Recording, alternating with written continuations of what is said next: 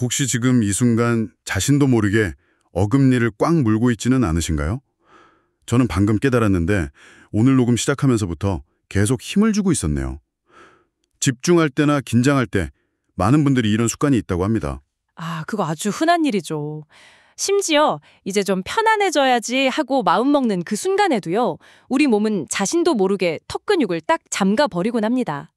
마치 보이지 않는 위협에 맞서는 것처럼요. 오늘 저희가 함께 살펴볼 자료가요. 바로 이 턱의 이완에 대한 것입니다. 턱의 이완과 모나리자 미소라는 아주 흥미로운 제목의 글인데요. 이걸 바탕으로 어떻게 하면 우리가 늘 달고 사는 턱의 긴장을 풀고 그 편안한 상태를 찾을 수 있을지 아주 깊이 파고들어 보려고 합니다. 오늘 목표는 자료의 표현을 빌리자면요. 무언가를 굳건히 지키려는 그런 비장한 불독의 표정에서 모든 걸 초월한 듯한 온화한 미소를 띤 모나리자의 상태로 나아가는 거죠. 맞습니다. 그런데 그 불독 상태라는 게 생각보다 훨씬 교묘하게 우리 일상에 스며들어 있어요. 자료에 나오는 한 학생의 일화가 그걸 아주 잘 보여주죠. 그 이야기 정말 인상 깊었어요. 알렉산더 테크닉 선생님이 거울 보고 있는 학생한테 지금 누구랑 싸우고 있냐 이렇게 물었다는 부분이요. 그 학생은 그냥 편안함을 생각하고 있었다고 대답했는데 실제로는 어금니를 꽉 깨물고 입술을 앙담은 모습이었다는 거잖아요. 바로 그게 핵심입니다. 우리 대부분이 바로 그 학생과 같거든요.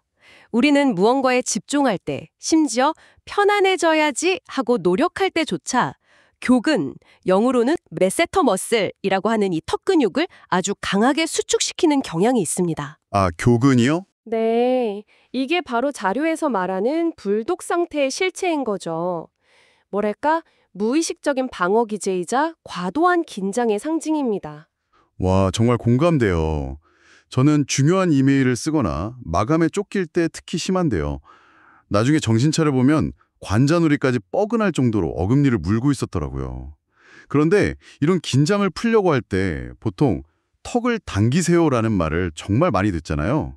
근데 자료에서는 이게 오히려 해롭다고 명확하게 지적하네요. 네, 그 지적이 이 문제의 가장 중요한 전환점이라고 할 수 있습니다. 턱을 당기라는 지시가 사실은 오해의 소지가 아주 많아요. 잠깐만요. 그건 좀 의외인데요. 제가 다녔던 모든 헬스장, 모든 필라테스 강사님들이 거북목 교정한다면서 턱을 당기세요라고 했는데 그럼 그분들이 다 틀렸다는 건가요? 자세 교정의 기본 중에 기본이라고 배웠는데 이게 왜 해롭다는 거죠? 좋은 질문입니다. 물론 그분들의 의도는 머리가 앞으로 빠지는 걸 막으려는 좋은 의도였을 겁니다. 하지만 대부분의 사람들이 이 지시를 턱 끝을 목구멍 쪽으로 수평으로 힘껏 밀어넣는 행위로 받아들이는 데서 문제가 시작돼요. 자료에서는 이 동작을 retraction이라고 부르는데 retraction이요? 네, 이게 자연스러운 정렬이 아니라 인위적인 긴장을 만드는 동작이라는 거죠. 인위적인 긴장이요? 그렇습니다. 턱을 뒤로 억지로 밀어넣는 retraction 동작은 목 뒤쪽에 있는 후두하근이라는 작은 근육 그룹을 극도로 긴장시켜요. 이 근육들이 머리가 척추 위에서 자유롭게 균형을 잡도록 돕는 아주 섬세한 역할을 하거든요. 네, 볼링공만한 머리 무게를 정교하게 조율하는 센서 같은 곳인데 여기가 뻣뻣해지면 머리의 자유로운 움직임 전체를 방해하고 심지어 두통이나 목 통증의 직접적인 원인이 될 수도 있습니다. 좋은 자세를 만들려다가 오히려 몸의 자연스러운 균형을 망가뜨리는 셈이죠. 와, 턱을 당기는 것이 해결책이 아니었다니. 이거 좀 충격적이네요. 그럼 우리가 찾아야 할 올바른 상태는 대체 어떤 건가요? 당기지도 내밀지도 않는 그 상태는 뭘까요? 여기서 바로 알렉산더 테크닉의 핵심 원리인 서스펜션, 즉 매달림이라는 개념이 등장합니다. 턱은 우리가 힘으로 당기거나 밀어넣어야 할 부위가 아니라 그저 그 자체의 무게를 자연스럽게 느끼고 중력에 맡겨 놓아주는 부위라는 겁니다. 매달림. 그 비유는 정말 아름다운데 솔직히 저처럼 항상 긴장 상태인 사람에게는 제 턱이 벨벳 커튼이 아니라 무슨 콘크리트처럼 느껴져요. 그냥 매달려 있다고 상상만으로 이완하는 게 쉽지 않은데 이런 느낌을 실제로 촉발할 수 있는 물리적인 요령 같은 게 있을까요?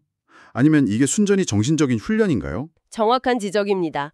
그래서 자료에 아주 멋진 비유 두 가지가 나오는 겁니다. 이건 단순한 시적 표현이 아니라 감각을 깨우기 위한 구체적인 도구예요. 청취자 여러분도 지금 저와 함께 한번 상상해 보세요. 첫 번째는 이렇습니다. 당신의 아래턱을 광대뼈에 매달린 무겁고 두툼한 벨벳 커튼이라고 생각해 보세요. 무거운 벨벳 커튼. 상상하니까 뭔가 묵직한 무게감이 느껴지네요. 그렇죠. 또 다른 비유는 아래턱은 머리뼈에 매달려 있는 그네와 같다는 겁니다. 이 비유들의 공통점은 아래턱이 독립적으로 존재하는 게 아니라 더 큰 구조물, 즉 머리뼈에 그저 연결되어 매달려 있다는 사실을 일깨워주는 거예요. 우리가 무의식적으로 턱을 들어올리거나 버티고 있는 그 미세한 힘만 그만두면, 즉 알렉산더 테크닉에서 말하는 인히비션의 원리를 적용하면 중력이라는 최고의 치료사가 알아서 턱을 부드럽게 아래쪽으로 이끌어준다는 거죠. 아, 이제 알겠어요. 그러니까 모나리자 미소는 우리가 근육을 써서 만드는 적극적인 의미의 미소가 전혀 아니군요. 오히려 찡그림이나 긴장의 부재 상태, 그러니까 마침내 중력과 싸우는 걸 멈췄을 때 우리 얼굴이 자연스럽게 짓는 표정? 그게 맞는 건가요? 정확합니다. 바로 그 상태가 핵심입니다. 입술을 꽉 다물지 않고 아래턱이 벨벳 커튼처럼 자연스럽게 매달리면 우리 귀 바로 앞에 있는 턱관절과 어금니 사이에 아주 미세한 공간이 생겨요. 영어권 자료에서는 이 감각을 아주 중요하게 여기면서 space between the molars, 즉 어금니 사이의 공간이라고 강조하는데요. 아, 오금니 사이의 공간? 네, 이 작은 공간이 생기는 순간 우리의 뇌는 비로소 이제 전투 준비를 끝내고 쉬어도 좋다는 신호로 받아들입니다. 교감신경이 안정되고 부교감신경이 활성화되면서 몸 전체가 이완 모드로 들어가는 스위치 역할을 하는 셈이죠. 그렇군요. 그런데 문득 궁금해지네요. 왜 인간이 이렇게까지 무의식적으로 턱을 꽉 무는 걸까요? 자료에 혹시 이런 현상에 대한 심리학적이거나 진화론적인 설명도 있었나요? 네, 간략하게 언급됩니다. 근본적으로는 우리의 투쟁 도피 반응, 영어로는 fight or flight response와 깊게 관련이 있습니다. 원실 시대에 포식자를 마주쳤을 때 우리 조생들의 몸은 생존을 위해 즉각적으로 반응해야 했죠. 심박수가 올라가고 근육이 긴장하고, 특히 턱과 목 근육은 상대를 물거나 공격에 대비해 머리를 보호하기 위해 단단해졌습니다. 턱을 꽉 무는 행위는 가장 원초적인 공격 및 방어 준비 자세인 셈입니다. 아, 그러니까 직장 상사에게 혼날 때 턱에 힘이 들어가는 게 사실은 제 몸이 원시시대의 맹수를 만난 것처럼 반응하고 있었다는 거네요. 바로 그겁니다. 현대사회의 스트레스는 생명을 위협하는 물리적인 위협이 아닌데도 우리의 뇌와 신경계는 여전히 수만 년 전의 생존 프로토콜을 그대로 작동시키는 거죠. 그래서 의식적인 훈련을 통해 이 오래된 습관의 고리를 끊어주는 것이 중요합니다. 이해가 쏙쏙 되네요. 그럼 이제 그 오래된 습관을 끊어낼 구체적인 방법들을 알아볼까요? 개념은 정말 흥미로운데 이걸 막상 일상에서 적용하려면 어떻게 시작해야 할지 좀 막막하게 느껴지거든요. 자료에 나온 3단계 실천법이 아주 구체적이어서 좋았어요. 네, 이론만으로는 부족하죠. 오늘부터 청취자 여러분이 바로 시도해볼 수 있는 아주 간단하면서도 효과적인 3단계 방법입니다. 첫 번째 단계, 스텝 1은 바로 눈으로 먼저 웃기입니다. 영어로는 the inner smile이라고도 하죠. 턱을 푸는데 턱이 아니라 눈부터 시작하라니 이것도 정말 의외네요. 보통은 문제 부위에 직접 집중하라고 하잖아요. 그게 바로 함정일 수 있습니다. 턱을 이완해야겠다고 턱에만 집중하면 오히려 내가 지금 잘하고 있나? 하는 생각에 더 긴장하게 될 수 있거든요.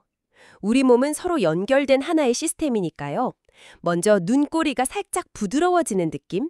마치 정말 기분 좋은 일이 있어서 저절로 지어지는 눈웃음을 먼저 지어보세요. 아, 눈웃음. 네, 거울을 보고 억지로 만드는 게 아니라 그 느낌을 상상하는 겁니다. 눈 주변 근육이 먼저 풀리면 신경학적으로 긴밀하게 연결된 턱 근육도 그 신호를 받아서 이제 무장 해제해도 좋다고 인식하게 됩니다. 시작은 턱이 아니라 눈이군요. 알겠습니다. 그럼 두 번째 단계는요? 두 번째 단계는 아주 재미있는 상상입니다. 아랫입술에 물방울 달기. 물방울이요? 네, 지금 한번 상상해 보세요. 당신의 아랫입술 중앙에 맑고 통통한 물방울 하나가 딱 맺혀 있습니다. 그리고 그 물방울의 무게 때문에 곧 톡 하고 떨어질 것 같은 바로 그 순간에요. 와, 방금 말씀하시는 동안 따라해봤는데 저도 모르게 침이 고이네요. 정말 미묘한 상상인데도 효과가 엄청납니다. 진짜로 턱에 힘이 툭 빠져요. 바로 그 느낌이 맞습니다. 이 상상을 하면 아랫입술이 아주 미세하게 아래로 무거워지면서 그 무게가 아래턱 전체를 힘없이 툭 하고 떨어뜨리게 만듭니다. 드롭되는 느낌이네요. 네, 이때 입술이 살짝 벌어져도 괜찮습니다. 마스크를 쓰고 있다면 다른 사람 눈치 볼 필요 없이 더 자유롭게 연습할 수 있겠죠? 여기서 가장 중요한 건 아까 이야기했던 리트랙션처럼 턱을 목 쪽으로 당기는 게 아니라 그냥 중력 방향 그대로 아래로 놓아주는 것입니다. 눈으로 웃고 아랫입술에 맺힌 물방울의 무게를 느끼고 정말 섬세한 감각 훈련이네요.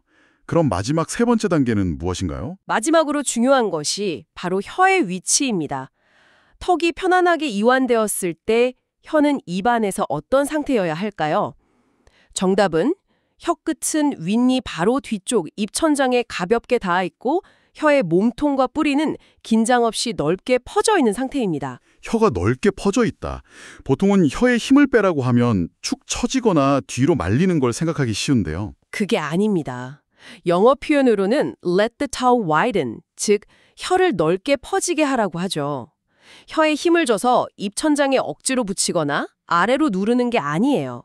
그냥 입안의 공간을 스폰지처럼 가득 채우듯 편안하게 두는 겁니다. 이 상태가 되면 혀뿌리가 뒤로 밀리지 않아서 기도를 편안하게 확보해주고 호흡도 깊어지는 효과를 얻을 수 있습니다. 눈, 입술, 턱, 그리고 혀까지 얼굴 전체가 조화롭게 이완되는 거죠. 정말 체계적이네요. 그런데 이런 감각들을 한두 번 연습하는 건 괜찮은데 일상생활 속에서 계속 유지하기는 쉽지 않을 것 같아요. 금방 잊어버리고 다시 불독 상태로 돌아갈 것 같은데요. 이런 감각을 계속 유지하기 위한 팁도 자료에 있었죠. 네, 그래서 주문이 필요합니다. 하루 종일 외울 수 있는 짧은 문장이요. 운전하다가 혹은 회의를 하다가 문득 턱에 힘이 잔뜩 들어간 것을 깨달았을 때 속으로 이 두 문장을 가만히 떠올려 보세요. 첫째, 턱은 머리뼈에 그저 매달려 있을 뿐이야. 턱은 머리뼈에 그저 매달려 있을 뿐이야. 그네의 이미지가 바로 떠오르네요. 맞습니다. 그리고 두 번째 주문은 어금니 사이에 맑은 공기가 흐른다입니다. 어금니 사이에 맑은 공기가 흐른다. 아까 말씀하신 space between the molars를 직접적으로 상기시켜주는 문장이군요. 이 문장들을 의식적으로 되뇌는 것만으로도 우리 뇌는 다시 한번 이완 스위치를 켤 수 있습니다. 그렇습니다. 습관을 바꾸는 데는 이런 의식적인 상기 훈련이 아주 효과적이에요. 저는 자료의 마지막에 나온 한 줄 요약이 정말 와닿았어요. 와, 주목이 아니라 그네라. 처음에는 제 턱이 콘크리트 같다고 했는데 이 문장을 들으니 제가 제 턱을 정말 주먹처럼 다루고 있었구나 하는 생각이 드네요. 이 모든 이야기를 하나의 문장으로 정리해 주는데 정말 강력하더라고요. 당신의 턱은 꽉 쥐어야 할 주먹이 아니라 바람에 흔들리는 그네입니다. 최고의 요약이죠. 턱을 통제하고 바로잡아야 할 대상으로 보는 게 아니라 그저 자유롭게 움직이도록 내버려둬야 할 대상으로 관점을 바꾸는 것.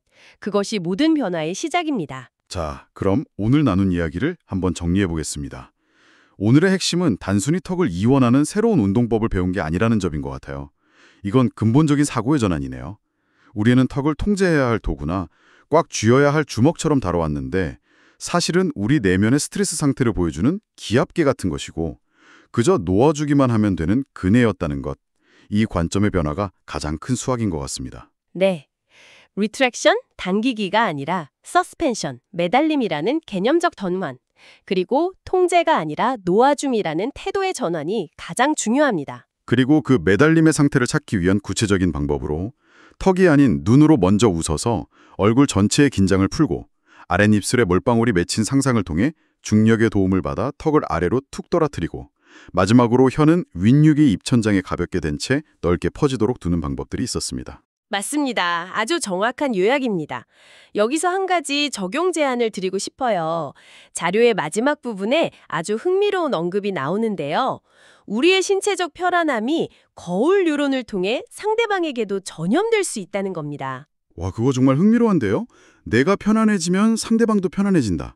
그럼 제가 다른 사람과 대화가 잘 안 풀릴 때 어쩌면 그게 대화 내용 때문이 아니라 제 불독 표정 때문이었을 수도 있겠다는 생각이 드네요. 바로 그럴 수 있다는 거죠. 그래서 제안은 이겁니다. 오늘 하루 혹은 내일 직장 동료나 가족과 좀 어려운 대화를 나눠야 할 때 의식적으로 턱에 힘을 빼고 이 모나리자의 상태를 유지해보는 건 어떨까요? 대화의 내용이나 논리를 준비하는 것만큼이나 대화에 임하는 나의 신체 상태를 먼저 점검해보는 거죠. 내 몸이 먼저 편안하고 개방적인 상태를 만들면 상대방도 무의식적으로 그 편안함을 감지하고 방어벽을 낮출 수 있다는 겁니다. 내면의 상태가 관계의 역학까지 바꿀 수 있다니 정말 놀랍네요. 단순한 스트레칭일 줄 알았는데 훨씬 더 깊은 이야기였어요. 바로 그 지점에서 우리가 생각해 볼 만한 마지막 질문 하나를 던져볼 수 있겠습니다. 자료에서는 나의 편안함이 타인에게 전염될 수 있다고 말합니다. 그렇다면 혹시 우리가 일상에서 겪는 소통에 많은 어려움들이나 오해들이 우리가 나누는 대화의 내용 그 자체가 아니라 우리가 서로를 마주할 때 무의식적으로 짓고 있는 불독의 표정, 즉 신체적인 긴장 상태에서 비롯되는 것은 아닐까요? 말의 내용보다 몸이 먼저 나는 지금 방어적이고 긴장해 있어. 당신을 신뢰하지 않아 라는 신호를 보내고 있었던 건가요?